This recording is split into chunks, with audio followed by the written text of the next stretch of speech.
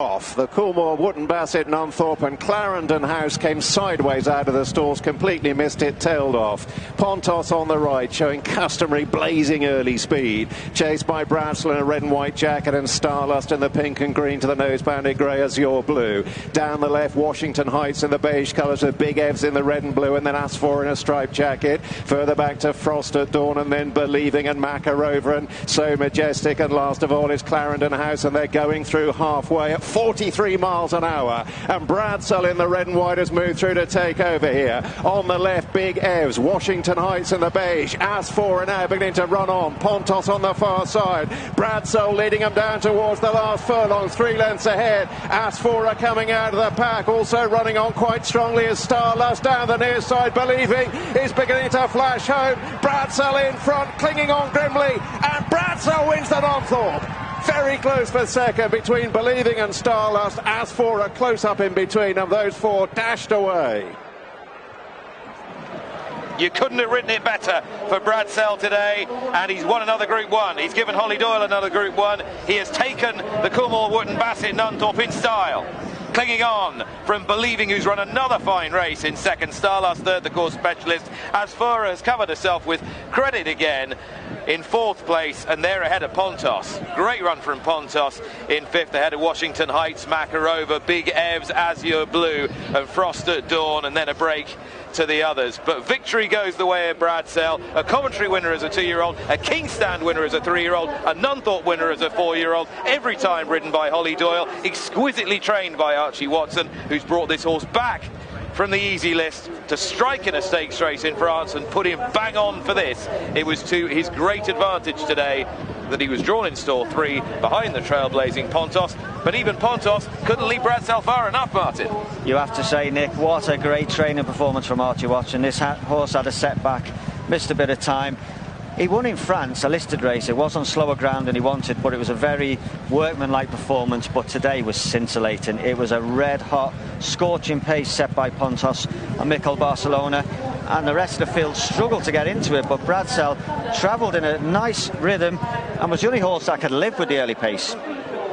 Brilliant performance from Bradsell. Always a quality horse. He's been to York twice before when he wowed everyone by breaking his maiden here by about 9 lengths, and then here last year when a little unlucky in this race. Yeah, he ran third on the wrong side of the track, and he was very much on the right side of the track today, and he got the perfect lead from Pontos. The only thing that they probably wanted was Pontos to carry him a little bit further than he did, because he got there and Hollie Doyle was absolutely swinging off him at the start. Clarendon House missed Clarendon House completely blows it, and you've got no chance from there. But Pontos is away and gone, and Hollie Doyle keen to just get on the back of him and see how long he carries. Starlust also goes that way, and they've very much been involved in the finish. Big Evs is furthest across this way, and I know Believing has run really well off a similar part of the track, but he hasn't run his race, and I think part of it has to be track position. And he disappointed in this race last year. Admittedly won a 2-year-old, but even though he won a small race here at the beginning of the season, Mick Appleby was just casting doubt about whether he'd be as effective here. It's a track that really should suit him, but I don't think this has suited him today. This is like it's more like a run from last year where he didn't get into the race properly and a tame finishing effort. But as you said, towards the near side, Believing does run on really well. She's so tough, isn't she? And she's had a great season. And I think they would have very much, looking back on it, be thinking if they could have just been on the other side following those through, then maybe they'd have been a bit closer still. But to be honest, I just think the best horse on the day won it. He is a very, very good horse. He is a past Group 1 winner at this distance, and he was good enough to hang on from the 4-time Group 1 winner Highfield Princess in the Kingstand last year. Yeah, he's a bona fide winner of this race. He's a proper Group 1 horse. Absolutely. I've got to touch on Believing. We watched the pale blue colours. Ryan Moore was niggling virtually from the gates. She could not cope with the speed, Believing, but she did finish strongly. Big Evs for me, Chris. I know the track position, the draw, but he just didn't perform. Look at the horse Asfoora. She's 3 widths away from him, and he's always always ahead or ahead in front of her or ahead behind her, and he's miles behind her. He has not ran to form. I can't have it that it's the stall position, because we look here, look how far away he is from Asfoora. It can't be that much slower. The ground underneath Big Evs could not be that much slower than the ground underneath Asfoora. Just don't think he's performed for whatever reason. The mares ran a mighty race staying on, but Bradsell was the only horse that could live with the early pace and then go again. I thought it was a special performance, and I thought Starlust ran another great race on his favoured York. He got what he wants, didn't he, Starlust?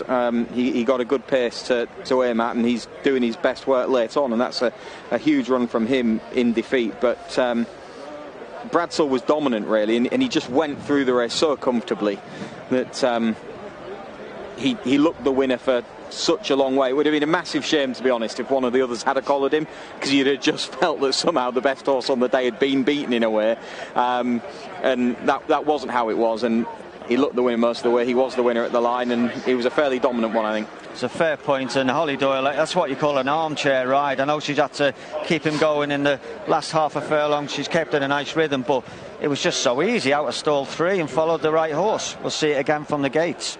Pontos is so rapid, and in reality, for all he is admirable, Pontos, you wouldn't really have thought he'd have finished 5th in a Nunthorpe.